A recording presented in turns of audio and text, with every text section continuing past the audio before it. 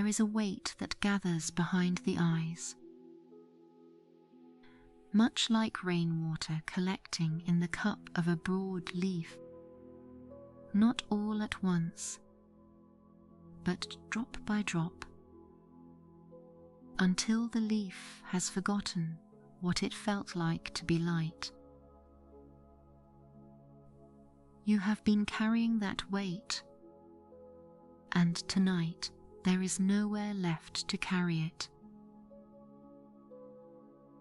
The earth is already here, already risen to meet you, a timeless resting place for your tired mind. Here, inside the deep forest, the shadows are only for resting. There is no danger folded into the dark, no urgency hiding between the trees. Nothing here will ask anything of you.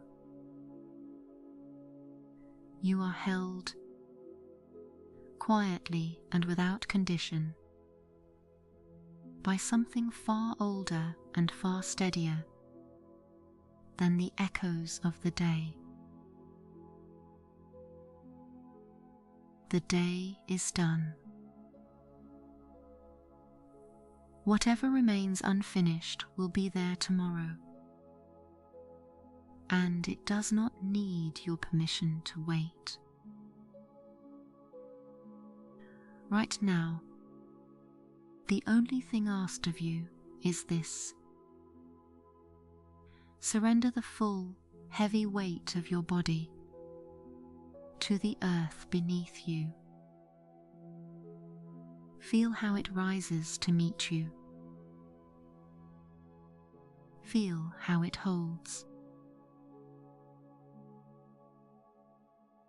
Welcome to the deep forest. Tonight, we will walk together with Rill, a tiny tree frog, observing the arrival of a silver deluge. On a night much like this one,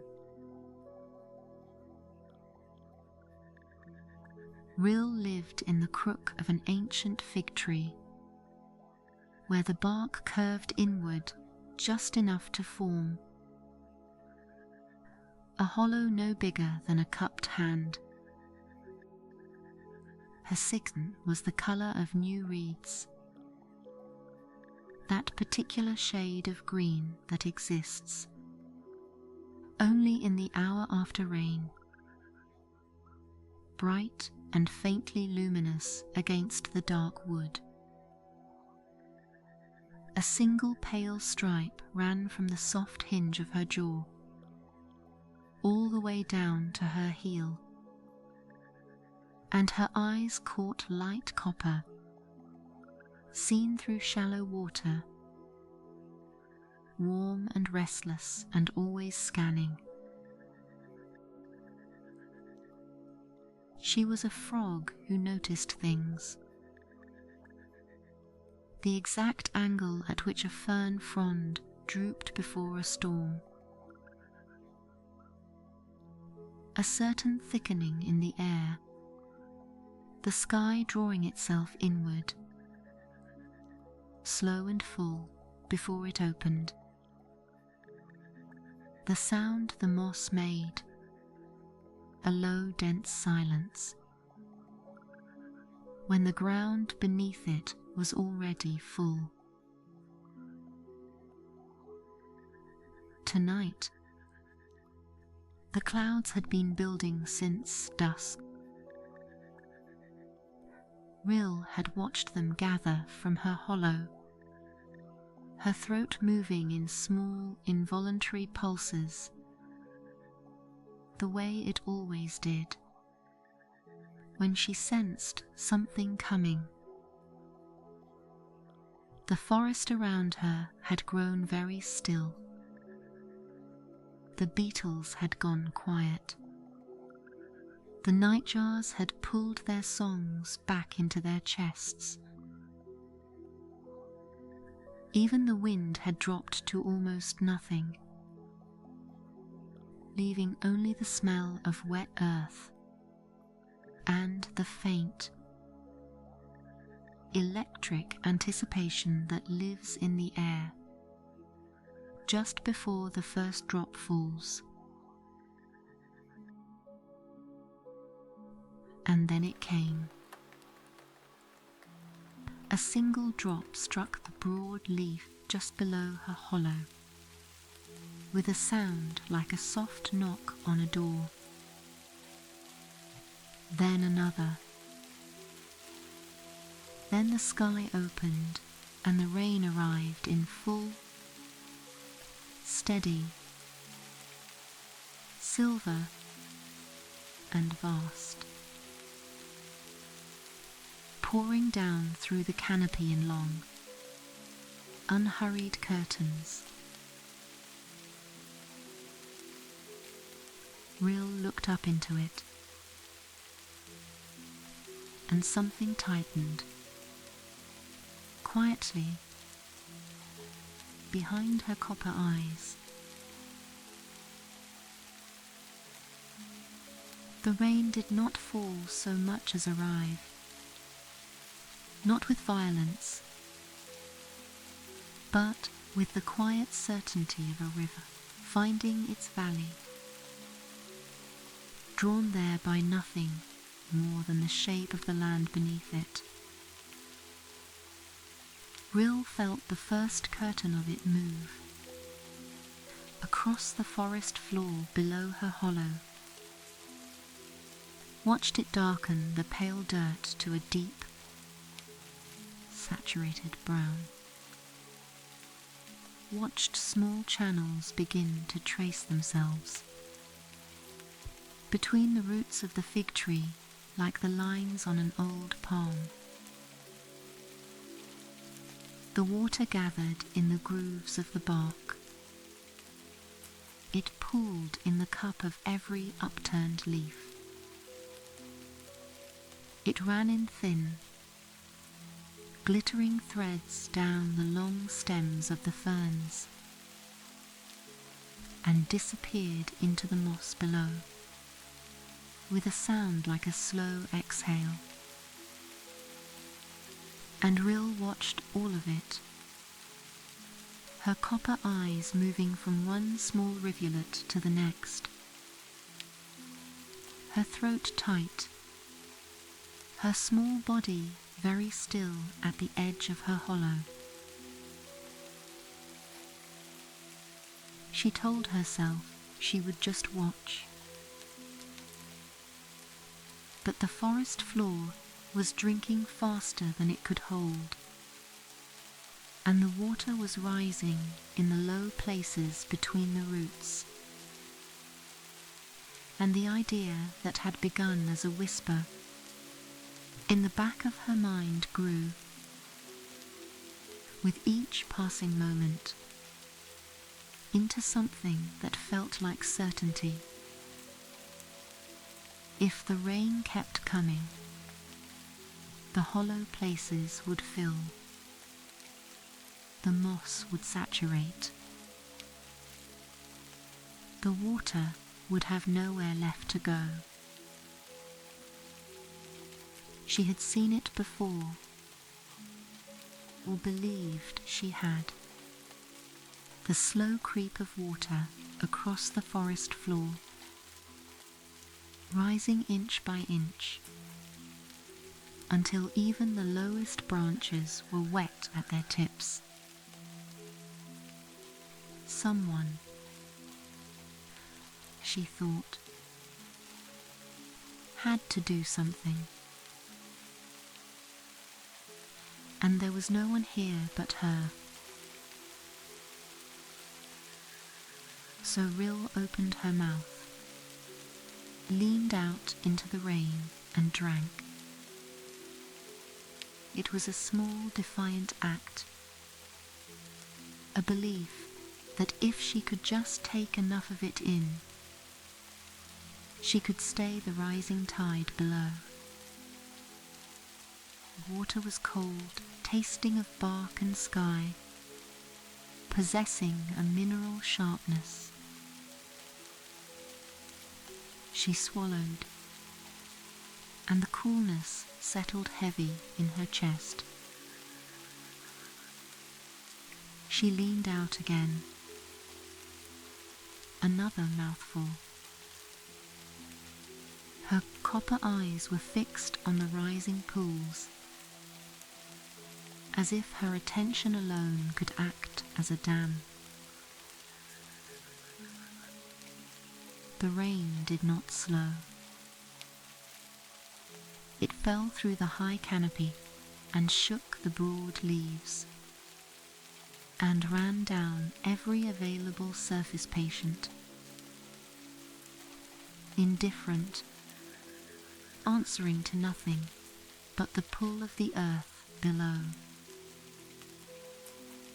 Rill drank and swallowed and drank again, her pale stripe darkening as the water ran across her back, her copper eyes fixed on the rising pools below, as though watching them closely enough might slow their growth.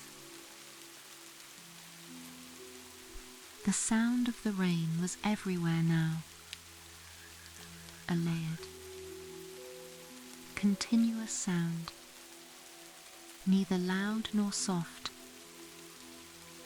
simply present, filling every silence, the way a held breath fills a chest.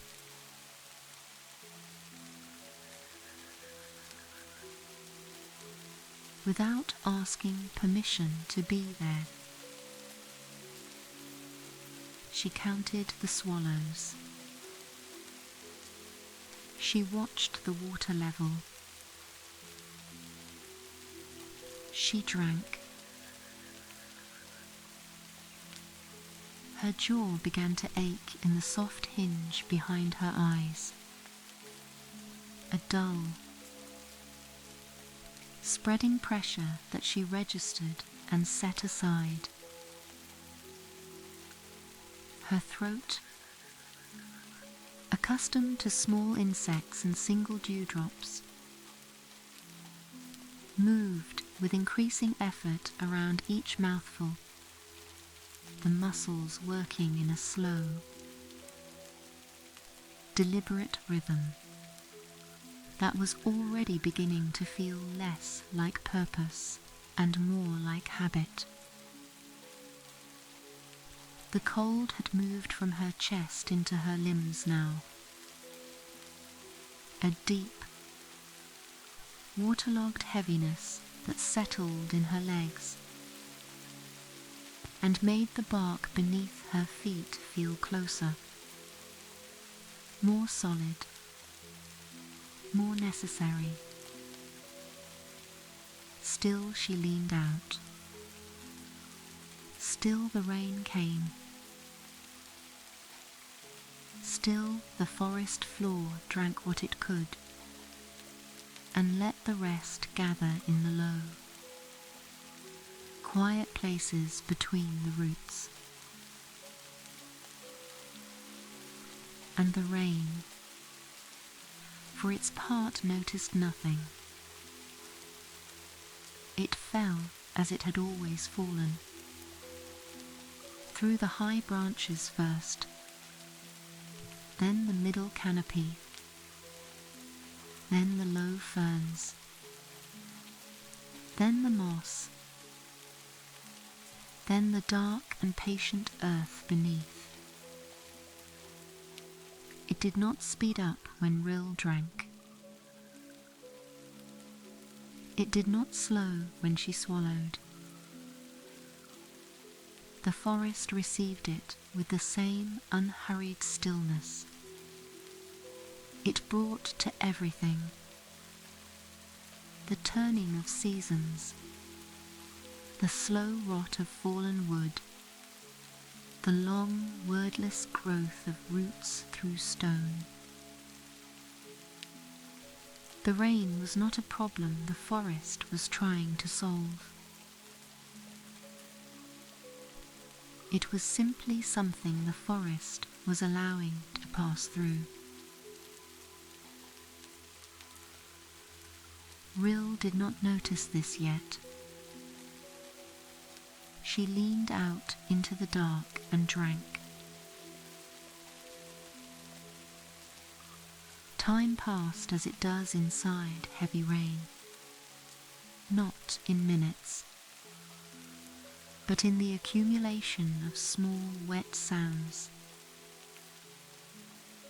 Rill had long since lost count of her swallows, the number dissolving somewhere in the rhythm of lean. Open, drink, swallow, lean again. Her jaw no longer ached in a sharp way, but in a deep, settled way,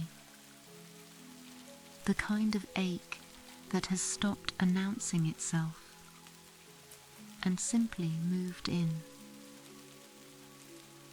The cold inside her chest had grown into something denser, a fullness that pressed gently outward against her ribs with each breath, as though her body were a rain, soaked hollow log full to its own walls, with nowhere left for anything more to go. Her legs, braced against the bark for hours now, had begun to tremble in a very fine, very quiet way. The trembling of muscles that have been asked to hold a position long past the point of comfort. And still the rain fell. She could hear it striking the high canopy above her, a broad, diffuse sound, like the forest itself exhaling, and then the secondary sound of it dripping from leaf to leaf, on its long way down, each drop arriving at the moss below, with a soft, definitive weight. The pools between the roots had grown, yes, but they had also stopped growing, the water finding its own level, spreading wide and shallow rather than deep, drawn by gravity into the natural low places of the forest floor, with a quiet logic that needed no instruction and no observer. She could not see this from where she crouched, leaning out into the dark with her mouth open, and her copper eyes fixed on the movement of water below. She could only see what was directly in front of her, the next drop, the next mouthful, the next swallow, and so the next drop was all that existed. Then her throat simply stopped, not in pain, not in protest, but in the mild, matter-of-fact way that a vessel stops when it is full, a soft refusal, gentle and final, the way a soaked piece of moss stops accepting water and lets the next drop bead on its surface and roll away. Rill leaned out for the next mouthful and found that her body would not open to receive it. She held the position for a long moment, mouth open, rain falling past her tongue without entering, her copper eyes still fixed below on the water she had been so certain needed her. The rain continued its long, indifferent descent through the canopy, through the ferns, into the moss, into the earth, moving through every layer of the forest with the same unhurried ease it had carried since the first drop fell, needing nothing, asking nothing, perfectly capable of finding its own way down. Rill closed her mouth. The sound of the rain was the same as it had been an hour ago, and the hour before that. The forest floor was wet, yes, but it was not ruined. The roots of the fig tree rose from the water like dark, steady arms, unchanged. And the rain, which had never once looked to her for help, continued falling through the ancient, breathing dark, with the calm of something that has always known exactly where it is going. Rill sat back into her hollow. Not a dramatic settling, not a collapse, just the small, unremarkable act of a body returning to the surface that had been holding its shape for her all along. The bark curved exactly to fit her, as it always had, as it would continue to do. She drew her legs in beneath her. She let her jaw go soft. The rain kept falling. She listened to it now instead of measuring it. And there was a difference. A deep internal difference between those two things. Listen to it moved through the canopy in waves, louder then softer, then louder again. The rhythm of breath moves through a sleeping chest. Listened to the particular sound it made, against the broad leaves directly above her hollow. A steady, resonant drumming that was not urgent but simply full. The sound of the world doing what the world does, without requiring her participation.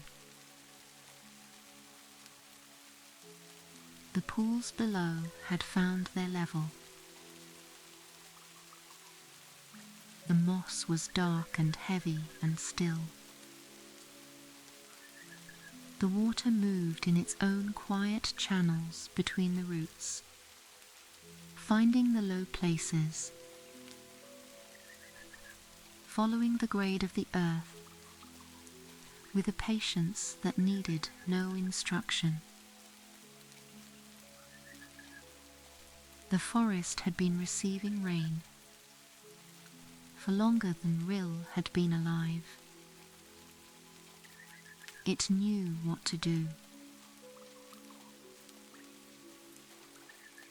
She had not saved it. She had not needed to. The realization did not arrive like an answer, so much as like the end of a sound, the moment after the last note. When you realize the silence was always there, waiting beneath the music. Her copper eyes grew still. The pale stripe along her jaw softened as her breathing slowed. The rain fell.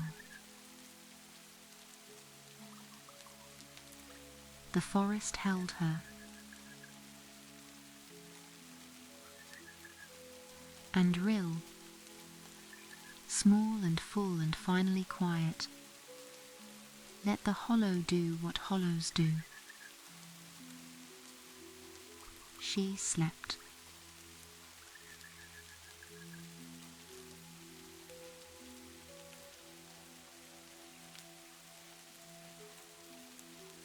And now that sound finds you. The rain that fell through Rill's canopy is falling still, and its echo reaches you here, soft and diffuse, with the quality of sound heard through deep water,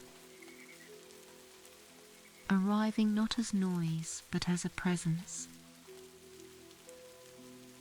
a gentle weight against the ears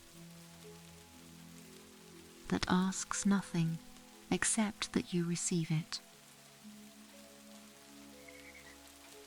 The smell of it reaches you too. Wet bark, cool moss, the faint mineral sweetness of cloud water that has fallen a long way to arrive exactly here, exactly where you are lying. Let your body feel that. And when you are ready, let your mouth fall open just slightly, the way Rill's finally did, and draw one long breath in through your nose, slow and unhurried, following the breath all the way down into the lowest part of your chest. Hold it there for just a moment, feeling the fullness of it, and then let it go. Not pushed, not forced, simply released, the way the forest floor releases water it cannot hold, letting it drain down into the dark and the quiet and the still.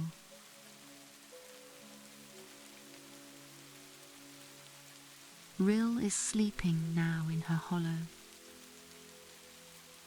the rain a soft curtain across the entrance, her small chest rising and falling, with the unhurried rhythm of something that has put down a weight it was never meant to carry. Whatever you carried today, the unfinished things, the what ifs that circled and circled without landing,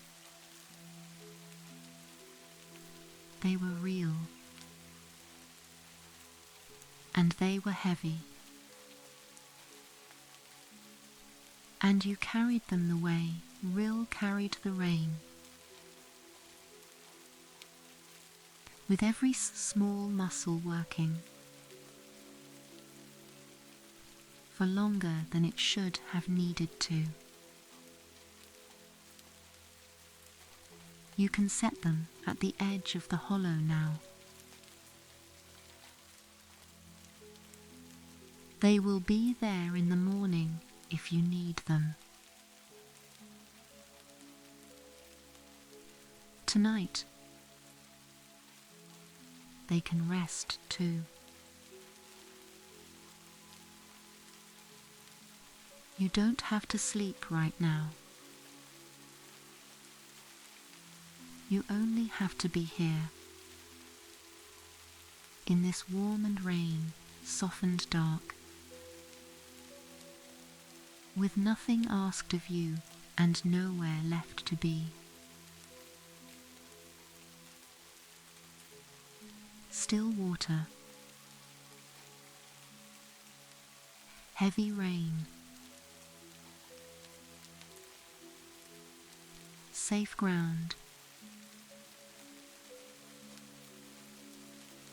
still water, heavy rain, safe ground,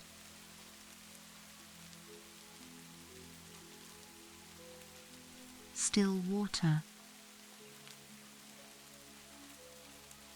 heavy rain,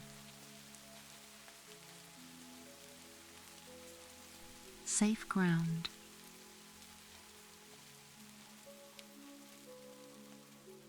Let those words settle into you like rain into moss. Slowly,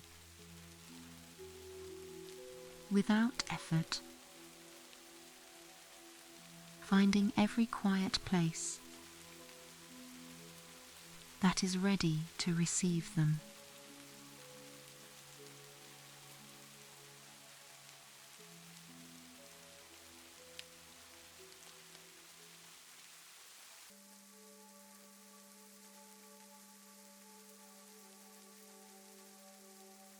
Bring your awareness down,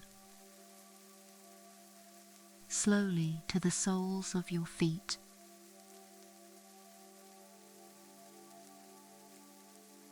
Notice them there at the far end of you, patient, receiving, the way the forest floor receives the first rain, without bracing, without question.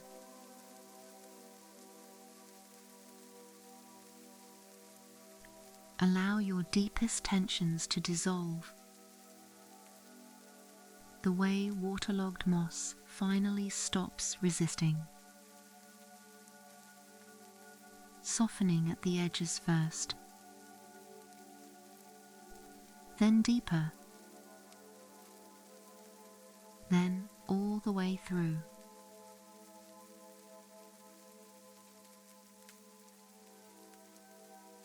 Let the soles of your feet grow heavy against the warmth beneath them, heavy with the same settled weight of forest floor. After rain has soaked through every layer, and the earth beneath has accepted all it can hold.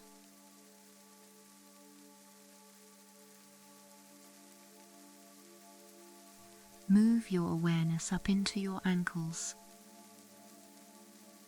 your heels, the long muscles of your calves.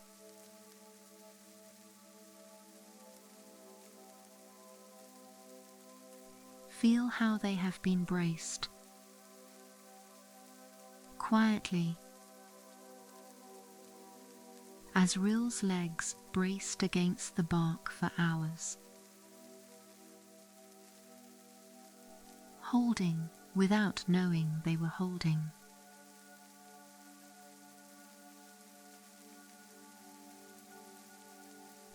Give them permission now to release that brace,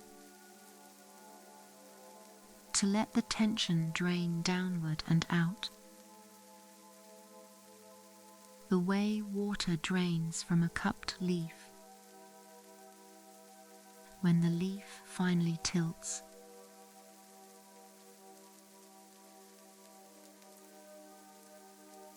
Your calves grow soft.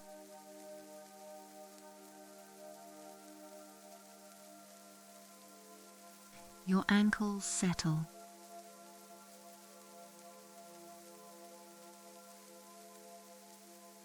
The rain-soaked earth beneath you rises to meet that weight and holds it without effort.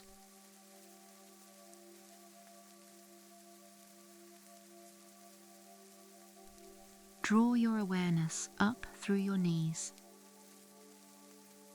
into the long, tired columns of your thighs.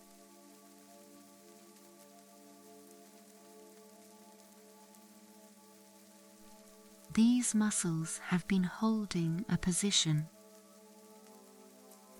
for longer than they knew, braced against something that has already passed. Give them permission now to stop.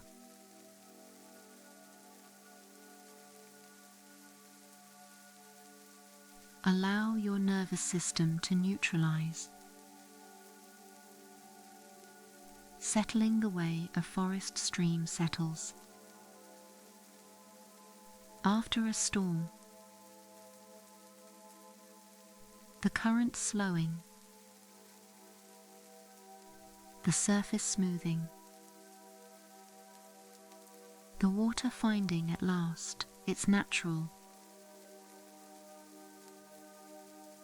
unhurried level.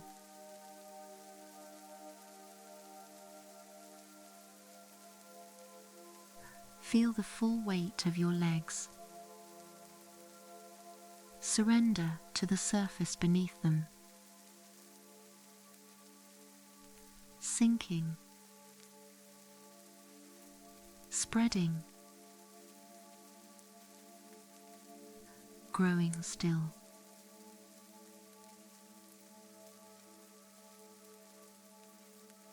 Your awareness moves now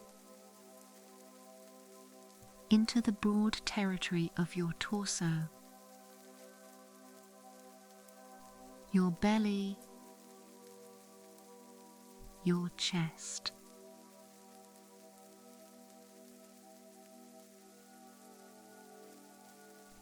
Notice the breath moving there, not controlled,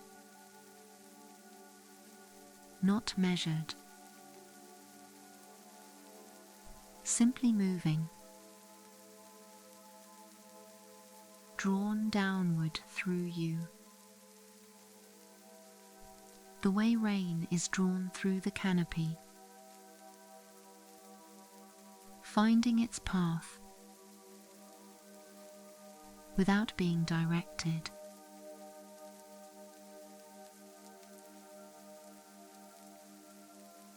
Allow the muscles across your belly to unclench, releasing the way held water releases. When the ground beneath it finally levels out, no longer bracing, no longer holding against what is coming.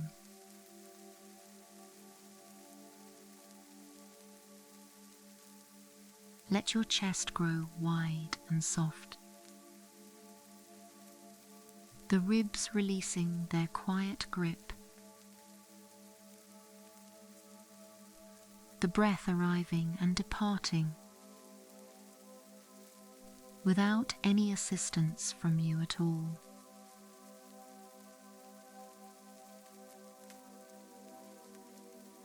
Your shoulders now and your arms all the way down to the tips of your fingers.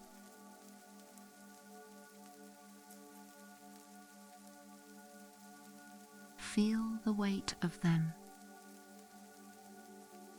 the true, full weight, and let that weight be borrowed by the earth. As every heavy thing in the forest is eventually borrowed by the earth. Fallen branches, soaked leaves, the rain itself.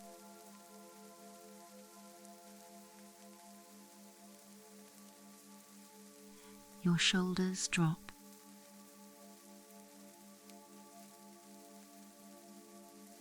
Your arms grow long and still.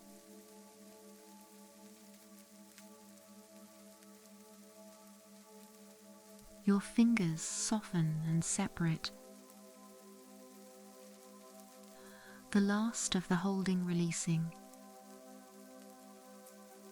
Through the very tips of them, draining away into the dark and the quiet below.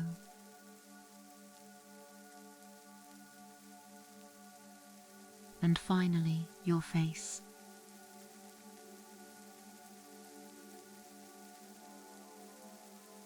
Let the hinge of your jaw go soft,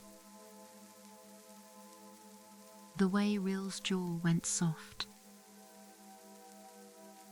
when she finally closed her mouth against the rain.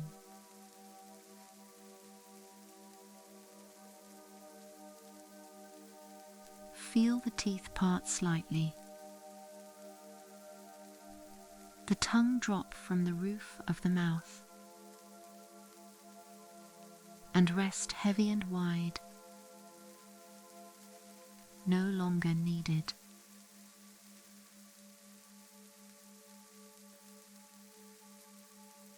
Let every tiny muscle in your face soften,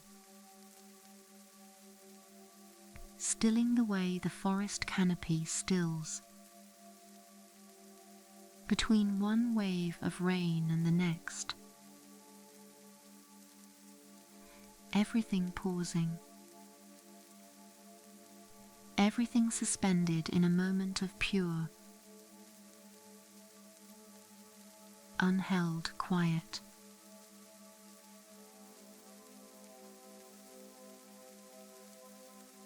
Your eyes, behind their closed lids, grow soft and dark. The muscles around them releasing, the last of their vigilance, sinking back, letting the darkness behind the eyes become simply darkness, warm and deep and without edges.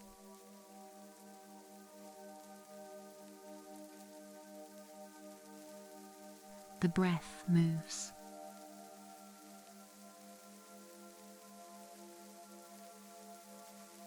The forest holds.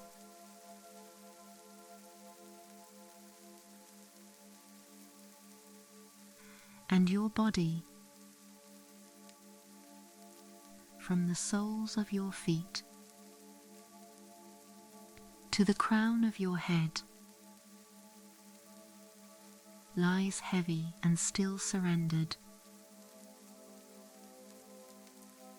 to the ground beneath you.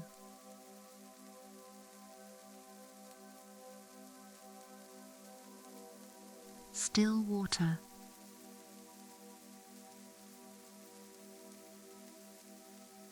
heavy rain,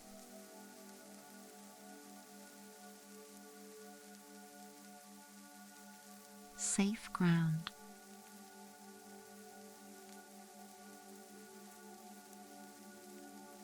The forest holds you now.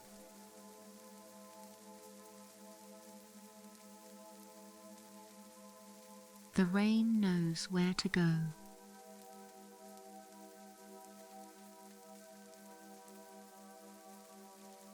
You don't have to carry it.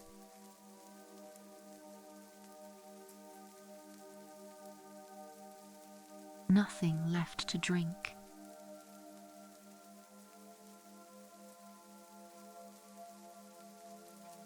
Nothing left to hold.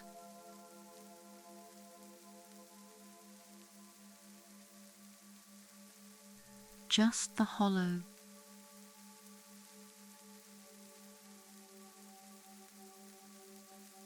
Just the dark.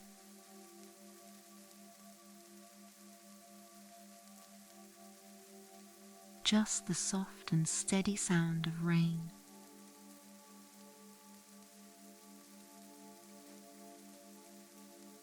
Finding its own way down.